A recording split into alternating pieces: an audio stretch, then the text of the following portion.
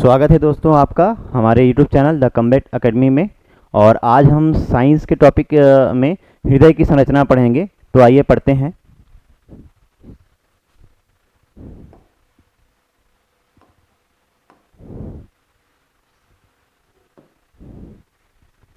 तो हृदय यानी जो हार्ट है, इसका जो आकार है, तो हृदय का आकार कैसा रहता है? शंक्वाकार रहता है, जिसको हम इंग्लिश में कोनिकल बोलते हैं।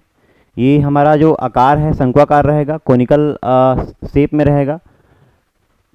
यह पसलियों के नीचे तथा दोनों फेफड़ों के बीच में लगभग होता है, बीच में, और थोड़ा सा ये साइड भी जाता है, लेकिन ये प्रॉपर बीच में अवस्थित होता है। और हृदय, इसमें अनैच्छिक जो पेशियां हैं या जो इनवॉलेंट्री मसल्स हैं, इसका बना होता है, जो हमारे कंट्रोल में नहीं होता। क्योंकि अगर कंट्रोल में होता तो हम रात को सोते वक्त भूल जाते हैं कि हृदय को धड़कना भी है, और नेक्स्ट डे हम ऊपर चले जाते। इसलिए वो अनैच्छिक होता है, हमारे कंट्रोल में नहीं होता, वो ऑटोमेटिक स्वचालित होता है, जो धड़कते रहता है और पंप करते रहता है। इसके बाद जो ये पेशियां हैं उसको हृदय पेशी बोलते हैं। फिर हृदय एक दोहरी झिल्ली से घिरा होता है, जिसे पेरिकॉर्डियम कहते हैं। और इन झिल्लियों के मध्य एक पेरिकॉर्डियल द्रव होता है, जिसे पेरिकॉर्डियल फ्लूइड बोलते हैं। हृदय को बाहरी हाथों से बचाता है। जैसे ये जो है, यहाँ पे आप देखोगे, ये जो लेयर है, एक मोटा लेयर है हृदय का, और इसको जो बोलते हैं, इसके जो बीच में फ्लूइड रहता है उसको बोलते हैं पेरिकॉर्डियल फ्लूइड। और ये जो पेशियां हैं आपको जो दिख रही हैं, जो हमारे हृदय को बाहरी आघातों से बचाते हैं, ये पेरिकॉर्डियम है। और इसके बाद हम चलते हैं आगे।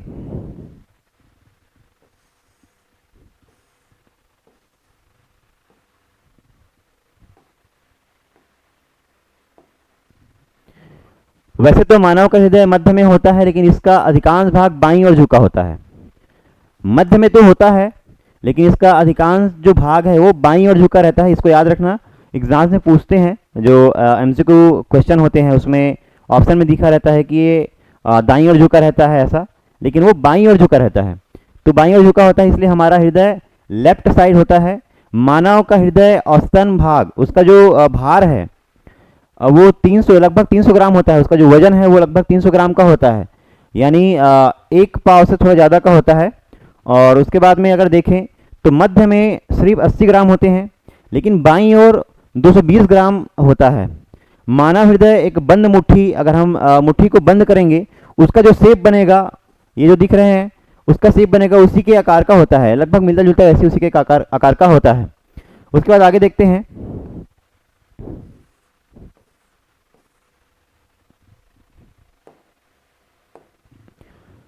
हृदय हार्ट, तो मनुष्य का हृदय 4 कोष्ठों का बना होता है। इसमें 4 चेंबर होते हैं, और ये आप देख रहे हैं। हालांकि हृदय का शेप बिल्कुल ऐसा नहीं होता, ये तो हम फिल्मी डायमेंशन में इसको बना दिए हैं। लेकिन इसमें जो है 4 चेंबर कौन कौन से होते हैं? एक अलिंद, 2 अलिंद होते हैं और 2 निलय होते हैं। तो इसमें बाईं ओर को ये बायां अलिंद और बायां निलय, दाईं ओर को दायां अलिंद और दायां निलय कहते हैं। अलिंद मतलब एट्रियम और निलय मतलब वेंट्रिकल, ठीक है। उसके बाद ऊपर के भाग में दायां अलिंद और बायां अलिंद होता है, निचले भागों में दायां निलय और बायां निलय होता है। इसके बाद आगे चलते हैं।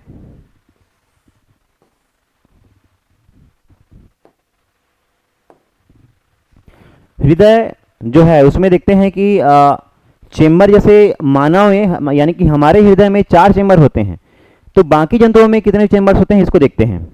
तो इसमें देखो, जो मछली है, मत्स्य मतलब मछली जो है, फिशेस है, उसमें 2 चेंबर का होता है, जो हार्ट है वो। उभयचर एम्फीबियंस जो है उसमें 3 चेंबर का होता है। फिर सरीसृप जो है, रेप्टाइल्स जो है, उसमें 3 चेंबर का होता है। और 2 पक्षी हैं, बर्ड्स हैं, उसमें 4 चेंबर का ये होता है। स्तनधारियों में, मैमल्स में 4 चेंबर होते हैं, जैसे उसमें हम ह्यूमन भी आ गए। और मगरमच्छ, इसमें 4 चेंबर। सबसे ज़्यादा जो है वो कॉकरोच को देखें तो कॉकरोच में लगभग 13 चेंबर के हार्ट होते हैं। इसके बाद आगे बढ़ते हैं।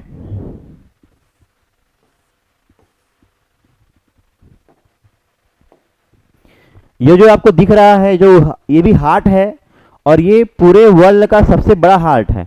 और ये हार्ट जो है वो ब्लू व्हेल का है। तो जो ब्लू व्हेल है जो ओशियन में रहता है, उसका जो हार्ट है सबसे बड़ा हार्ट होता है, और ये इतना बड़ा है कि इसके जो गुफा जैसे ये छिद्र दिख रहे हैं, इसमें आप घुस के निकल भी सकते हो, इतना बड़ा ये हार्ट होता है।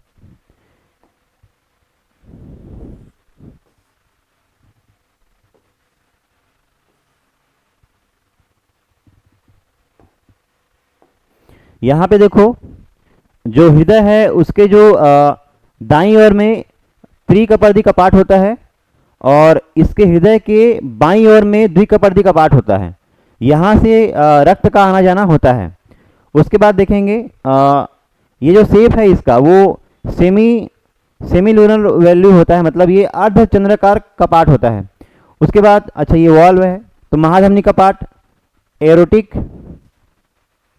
एरोटिक वॉल्व, ठीक है, ये यहाँ पे होता है। अब देखो जो नीचे का जो भाग है, ये नीचे के भाग से जो आपको ये लाइन दिख रहा है, जो दायां हृदय और बाएं हृदय को सेपरेट करता है, उसको सेप्टम बोलते हैं। याद रखना, इसको सेप्टम बोलते हैं, सेप्टम।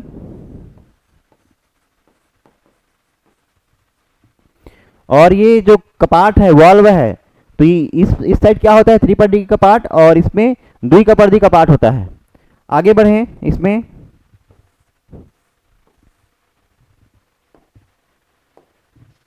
देखिए हृदय, तो त्रिकपर्दी कपाट में क्या होता है, यह दायां अलिंद एवं बायां नीला के बीच स्थित कपाट होता है, जो कि रक्त को दाएं अलिंद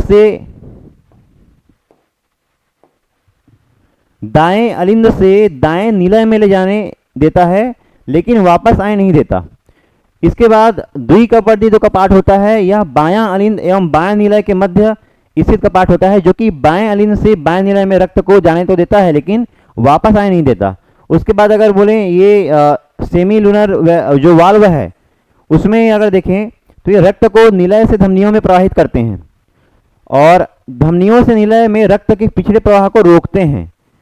यानी कि ये ऊपर तो आएगा लेकिन नीचे नहीं जा पाएगा, जो पिछले जो पश्च प्रवाह है उसको रोक देते हैं, नहीं तो रक्त फिर वो पश्च प्रवाह होकर फिर से वापस हो जाएगा। और महाधमनी जो कपाट है, उसमें बाएं निलय जो निचला हृदय है, पंपिंग कक्ष है, और महाधमनी यह शरीर की सबसे बड़ी धमनी के बीच स्थित होता है। फिर आगे जो सेप्टम है, तो मांसपेशियों की दीवार को दोनों पक्षों को अलग करती है। सेप्टम में क्या बताया था कि एक बीच में दीवार होता है जो हमारे जो हार्ट है उसको सेपरेट करता है, बायां हार्ट और दायां हार्ट में। उसके बाद में यह हृदय कक्षों के बीच एक अवरोध भी बनाता है।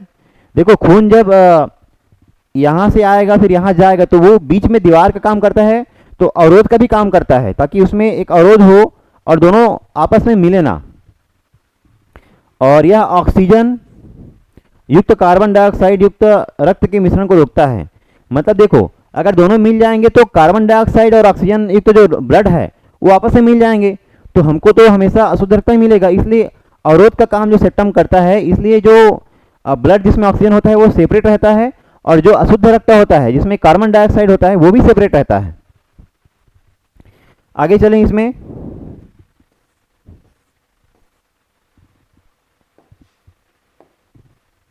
हृदय, हार्ट, धमनियां ऐसी रक्त वाहिनियां जो ऑक्सीजन युक्त शुद्ध रक्त को हृदय के विभिन्न अंगों तक ले जाती हैं, धमनी कहलाती हैं।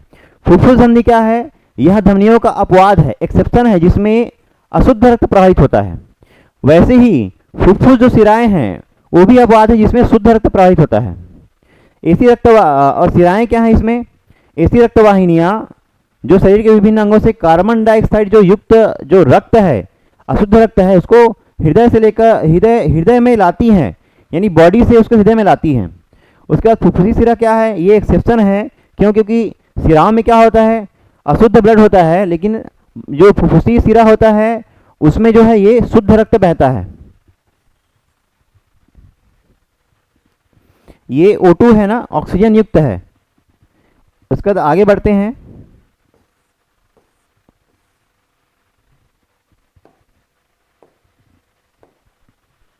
हृदय, तो देखो हृदय को यहाँ पे हम एक चित्र के माध्यम से समझ रहे हैं। तो देखो हृदय में ये जो बीच का पोर्शन है, मैं क्या बताया था कि ये क्या है, सेप्टम है। और उसके बाद में यहाँ देखो ये अलिंद है ऊपर का, अलिंद में क्या रहेगा, शुद्ध रक्त रहेगा। फिर ये त्रिकपर्दी का पार्ट आ गया और इसके नीचे जो है नीला रहेगा। यहाँ पे देखोगे तो अलिंद यहाँ पे है और उसके यहाँ पे जो बाएं साइड में है अलिंद है, इसमें शुद्ध रक्त है, और जो बीच में लगा है ये द्विकपर्दी का पार्ट है और उसके नीचे नीला स्थित है।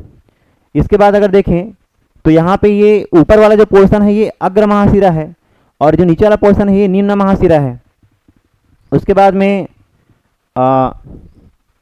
ये जो आया है यहाँ से जो है शुद्ध रक्त निकलेगा और बॉडी में जाएगा, और फिर यहाँ से अशुद्ध रक्त फिर से हार्ट में जाएगा। ये लेफ्ट साइड का हमारा जो हार्ट है और ये राइट साइड का हमारा हार्ट है। इसके बाद देखोगे ये जो है, क्योंकि मैं क्या बोला था कि फुफ्फुसीय धमनी है या पल्मोनरी जो आर्टरी है, तो ये पल्मोनरी आर्टरी में क्या होता है, ये एक्सेप्शन है क्योंकि इसमें अशुद्ध रक्त बहता है। तो देखो यहाँ से अशुद्ध रक्त हृदय में पहुँचता है। ठीक है, आगे बढ़ते हैं।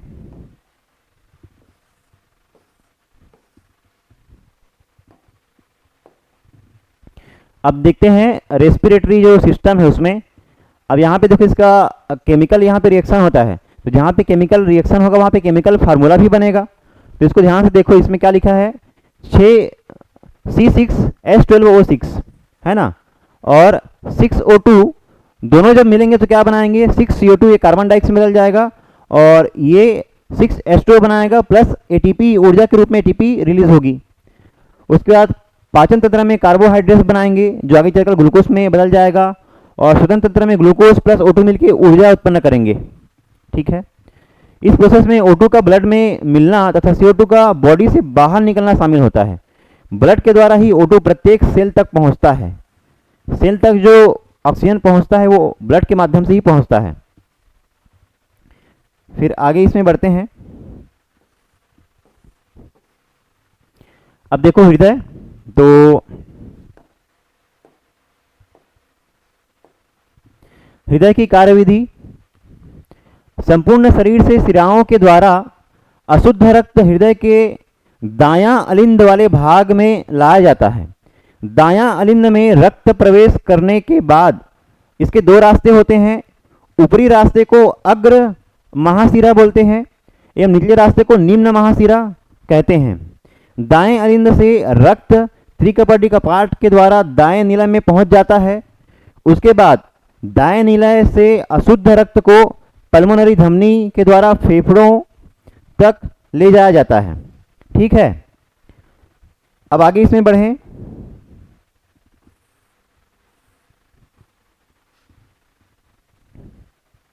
अब इसमें आगे देखो, आगे का प्रोसेस क्या होता है। जो शुद्ध रक्त है उसको फेफड़ों से हृदय के बाएं अलिंद वाले भाग में पल्मोनरी शिरा के द्वारा लाया जाता है। बाएं अलिंद से रक्त द्विकपर्दी का पार्ट के द्वारा बाएं नीलय में प्रवेश करता है। फिर बाएं नीलय में स्थित महाधमनी के द्वारा शुद्ध रक्त को छोटी छोटी धमनियों के माध्यम से संपूर्ण शिराओं में भेज दिया जाता है। अब आगे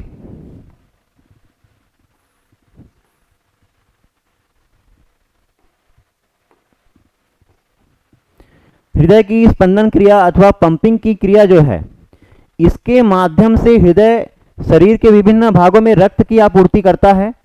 हृदय स्पंदन या हृदय की धड़कन का अर्थ होता है एक संकुचन फिर तथा एक अनुशिथिलन। इसको बोलते हैं सिस्टोल और डायस्टोल। तो ये दोनों क्रिया संपन्न होती है तब वो धड़कन जो है धड़कता रहता है। फिर संकुचन का अर्थ होता है सिकुड़ना और इसके द्वारा धमनियों पर दबाव डाला जाता है। अनुशिथिलन का अर्थ होता है पुनः सामान्य स्थिति में आ जाना, यानी वो फैलना, सिकुड़ना और फैलना। तो फिर ये जो अनुशिथिलन है इसके द्वारा शिराओं पर दबाव डाला जाता है। जब सिकुड़ेगा तो धमनियों पर दबाव पड़ेगा और जब ये फैलेगा तो शिराओं पर दबाव पड़ेगा। तो हृदय की धड़कन इज इक्वल टू 1 संकुचन दाब प्लस 1 अनुशिथिलन दाब। इसके बाद आगे देखते हैं।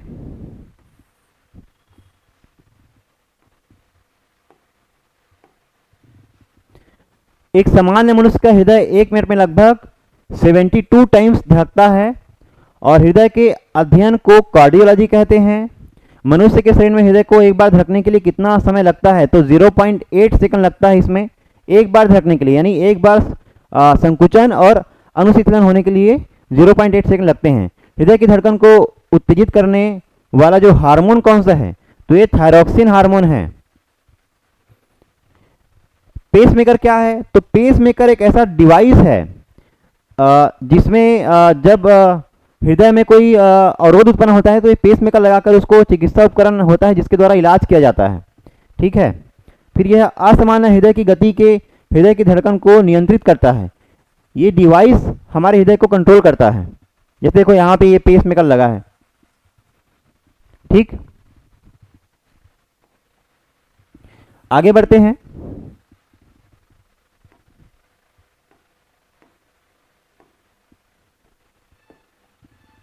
रक्तदाब यानी बीपी जो हम नॉर्मल पढ़ते हैं, ब्लड प्रेशर, जब हृदय संकुचित होता है, धमनियों पर अधिक दबाव पड़ता है, उसे संकुचन दाब कहते हैं। अनुशीतलन दाब के कारण शरीर के विभिन्न अंगों से अशुद्ध रक्त सिराओं के द्वारा हृदय के दाएं भाग तक लाया जाता है, अर्थात अनुशीतलन के द्वारा सिराओं पर दाब डाला जाता है। इस प्रकार शरीर में रक्त की आपूर्ति संकुचन दाब अनुशीतलन दाब पर निर्भर करती है। रक्त दाब blood pressure is equal to 120 क्या होता है? संकुचन दाब या सिस्टोलिक प्रेशर, और 80 जो है वो क्या रहेगा? डायस्टोलिक प्रेशर रहेगा। रक्त दाब किससे मापा जाता है? जो एक मशीन होता है जो हाथ में यहाँ पर बांध के जो हम पंपिंग करता है डॉक्टर, उससे फिर एक जो पैरामीटर है उसका पारा ऊपर जाता है, और जो स्वस्थ मनुष्य रहेगा उसका जो रहेगा 80 और 120 के बीच रहेगा। और रक्तदाब जो मापी जो यंत्र है उसको बोलते हैं स्फिग्नोमैनोमीटर। ठीक है।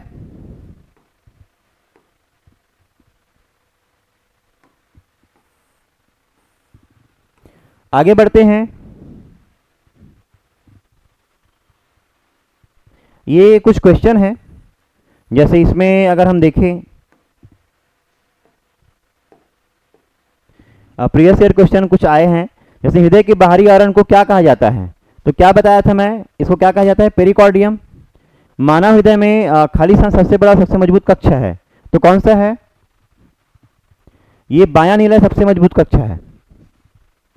और फिर मानव हृदय में कितने कक्ष होते हैं? तो बताया था मैं 4, और जो कॉकरोच है उसमें 13 बताया था। ठीक है।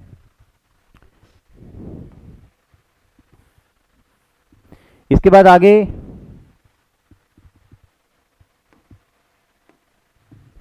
मनुष्य के हृदय में कौन सी एक ऐसी आकृति होती है जो ऑक्सीजन युक्त और कार्बन डाइऑक्साइड युक्त हृदय में पहुंचने पर इन्हें मिश्रित नहीं होने देती? तो कौन सा है? सेप्टम।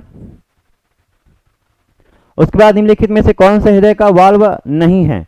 तो कौन सा वाल्व नहीं है?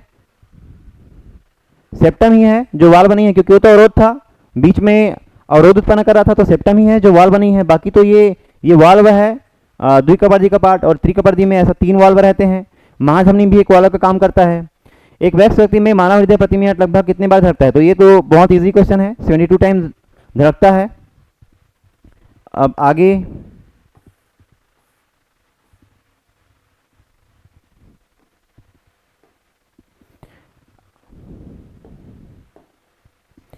देखें, पेसमेकर का संबंध किससे है? तो ये किससे है? ऑफकोर्स ये हृदय से होगा। मनुष्य के शरीर में हृदय को एक बार धड़कने के लिए तो ये 0.8 सेकंड होगा। सामान्य वयस्क व्यक्ति के हृदय का वजन लगभग कितना होता है? तो मैं बताया था 300 ग्राम का होता है। ठीक है।